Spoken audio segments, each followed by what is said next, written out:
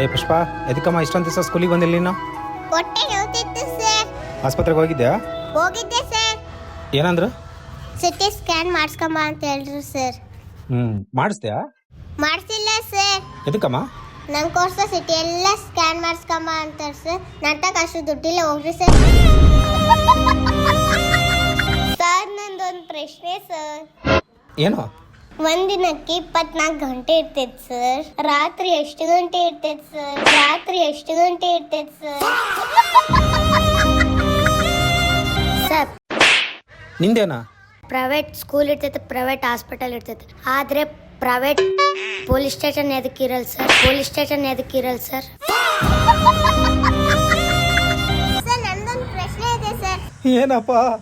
ಇಷ್ಟು ಜನ school teachers ಇದ್ದಾರೆ, ಅವ್ರೆಲ್ಲರ್ಕಿನ್ನ ಮೊದಲು ಯಾಕೆ ಪಾಠ ಮಾಡಿದ್ರು ಸರ್?